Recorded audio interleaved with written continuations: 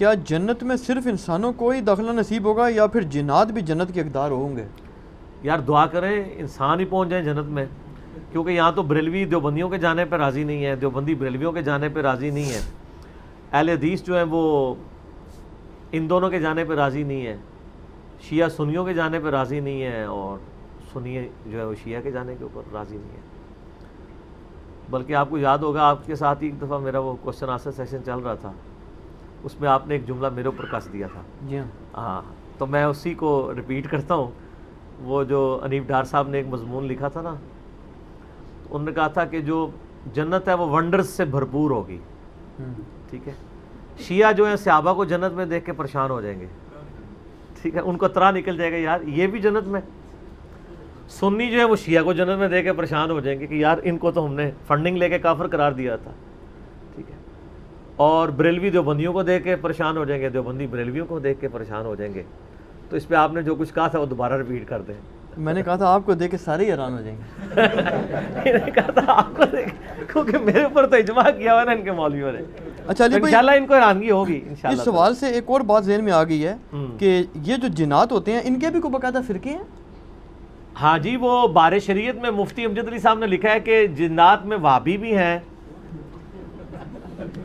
اور سنی بھی ہیں، شیعہ بھی ہیں۔ ظاہر ہے یقیناً وہی گمراہیاں جو یہاں پائی جاتی ہیں وہاں پہ پائی جاتی ہیں۔ انبیاء ان کے اپنے الگ ہیں یا ہمارے؟ نہیں، انبیاء یہی ہیں، اس پہ اجماع امت ہے کہ پیغمبر ان کے وہی ہیں، کیونکہ اگر یہ چیز ہوتی تو اسپیسیفکلی اللہ تعالیٰ ذکر کرتا، ٹھیک ہے، انبیاء کے پیغمبر۔ اب اس طرف آج جنت میں اس کے بارے میں ویسے صوفیاء کے ہاں یہ رائے پائی جاتی ہے، چونکہ وہ جذباتی ڈاکٹرائن کو لے کے چل رہے ہوتے ہیں۔ وہ کہتے ہیں جی جنت سے ہمارے ابا جی کو نکالا گیا تھا تو جنت ہمارے ابا جی کی میراث ہے، ہمیں ملنی چاہیے، جنوں کو نہیں ملے گی۔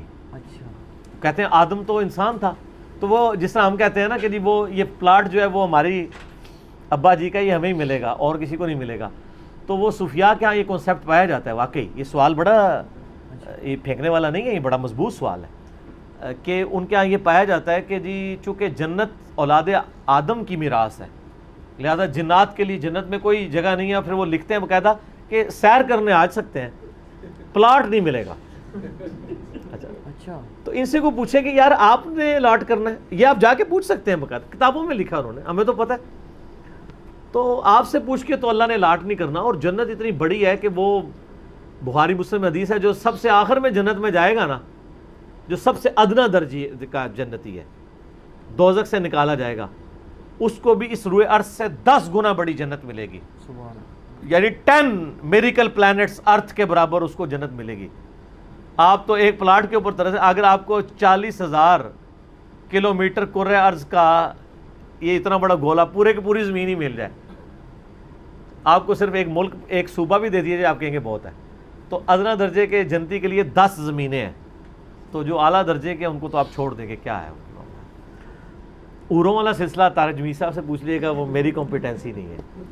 اچھا، تو قرآن حکیم میں ایک صورت ایسی ہے جس میں کیٹاگوریکلی اللہ تعالیٰ نے 31 ٹائمز 31 دفعہ جنوں اور انسانوں دونوں کو بیک وقت ایک سیغے سے مخاطب کیا، تثنیہ کے سیغے سے۔ آپ کو پتہ ہے نا عربی میں واحد ہوتا ہے، اس کے بعد تثنیہ اور پھر جمع ہوتا ہے۔ تثنیہ ہوتا ہے یعنی جس میں 2 شامل کیے جائیں، عربی میں جمع 3 سے شروع ہوتی ہے۔ رب المشرق والمغرب، رب ہے مشرق اور مغرب، یہ سنگولر کا سیغہ۔ رب المشارق والمغارب، کئی مشرقیں اور کئی مغربیں، اور رب المشرقین اور رب المغربین، مشرقین اور مغربین، وہ دو۔ تو یہ تثنیہ کے سیغے ساتھ قرآن حکیم میں ایک صورت ہے، وہ ہے سورۃ الرحمن۔ فَبِأَيِّ آلَاءِ رَبِّكُمَا، کم نہیں آیا، کما آیا ہے۔ اے جنو انس کے 2 بھاری گروہ ہو، تم اپنے رب کی کون سی نعمتوں کو یا قدرت کی نشانیوں کو جھٹلاؤ گے؟ کیونکہ دوزخ کی آیات کے بعد بھی ذکر آتا ہے نا، تو دوزخ تو نعمت نہیں ہے۔ تو وہ مودودی صاحب نے صحیح ترجمہ کیا، انہوں نے ہر دفعہ اس کا ترجمہ چینج کیا ہے، کیونکہ اعلیٰ کا مطلب ہوتا ہے قدرت کی بڑی نشانی، جنت بھی بڑی نشانی ہے، دوزخ بھی بڑی نشانی ہے۔ تو وہاں پہ جب جنتیوں دوستیوں کا ذکر ہوا ہے اور کہا مجرمین اپنی شکلوں سے پہچان لیے جائیں گے، ماتھے سے گھسیٹے جائیں گے، اور ولیعوذ باللہ اللہم اجرنا من النار، اس کے بعد پھر آیا فبی آلاء ربکما تکذبان۔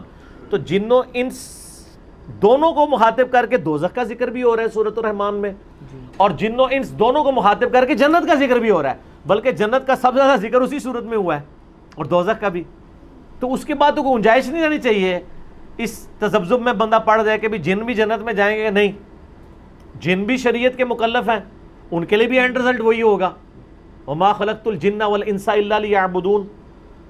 یعنی اللہ کی شریعت کی دو ہی مخلوقات پابند ہیں نا، جن اور انس، جو اپنی مرضی سے چوائس کرتے ہیں، باقی جو ہیں وہ تو فرشتے تو ویسے ہی پابند ہیں، اور جو جانور ہیں ان کے اوپر شریعت ہی کوئی نہیں ہے۔ اپنی ول سے گاڈ کو یعنی اوبے کرنا، یہ صرف انسان اور جن کے پاس اللہ نے رکھے۔ اور سر میں اس پہ اکثر جملہ بولتا ہوں، اپنی مرضی سے اپنے خدا کو چوز کرنا، یہ وہ بڑی کوالٹی ہے جو جبرائیل کے پاس بھی نہیں ہے۔ جبرائیل نے خدا کو مانا ہے خدا کی مرضی سے، اور آپ اپنی مرضی سے گیون سرکمسٹانسز میں، مشکل اور اچھے حالات میں اپنے رب کو چوز کر لیتے ہیں۔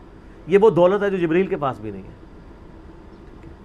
اور میں تو ببانگے دول کہتا ہوں کہ جبرائیل اگر مجھ سے میرا ایمان ایکسچینج کرنا چاہے نا، تو میں اپنا ایمان دینے کے لیے تیار نہیں ہوں، کیونکہ یہ کوالٹی کہ آپ نے حالات و واقعات میں اپنے رب کے لیے خود ڈسین کیا تھا، خدا کو چوز کیا تھا، جبکہ آپ کے پاس خدا کے انکار کی گنجائش بھی تھی، یہ بڑی دولت ہے بنسبت اس کے کہ آپ کے پاس انکار کی گنجائش ہی کوئی نہیں۔ فرشتے تو اللہ قرآن میں جگہ جگہ کہتا ہے کہ وہ تو اللہ کے حکم کی نافرمانی کر ہی نہیں سکتے، ان کی پروگرامنگ میں ہی کہیں یہ چیز نہیں ہے کہ وہ انکار کریں گے۔ تو یہ بہت بڑی دولت ہے فرشتے سے بہتر انسان بننا، مگر اس میں لگتی ہے محنت زیادہ۔ یہ بالکل صحیح بات ہے، اس میں کوئی شک ہی نہیں ہے۔ تو لقد خلقنا الانسان فی احسن تقویم، انسان آسانی تقویم تھا، لیکن بعد میں اگر ثم رددناہ اسفل سافلین، خود وہ گر گیا پستی میں، اس کا اپنا معاملہ ہے۔ اللہ تعالیٰ نے اسے سب سے بہتر مخلوق کے طور پہ بنایا۔ اس پہ بلکہ میرے ایک کوشچن آنسر سیشن آپ کے ساتھ ہی وہ ایک سوال بھی ریکارڈ ہوا تھا کہ کیا انسان اشرف المخلوقات ہے، تو میں نے ثابت کیا تھا واقعی اللہ کی کریشن کا یہ کلائمیکس ہے، اور اس کا سب سے بڑا ثبوت ہے کہ اس کائنات میں اللہ کی سب سے محبوب ہستی اللہ تعالیٰ نے اس سپیشیز میں مبعوث کی ہے جو انسان ہے۔ اگر اس سے بڑھ کر محبوب کوئی سپیشیز ہوتی تو اللہ تعالیٰ امام اعظم محمد رسول اللہ صلی اللہ علیہ وسلم کو ایز اے سپیشیز اس سپیشیز کے اندر، اس نوع کے اندر بھیجتا۔ یہ انسانوں کی بہت بڑی خوش قسمتی ہے اور انسانیت کو ناز ہے اللہ کے محبوب صلی اللہ علیہ وسلم کی مبارک ذات کے اوپر کہ وہ بھی انسان تھے۔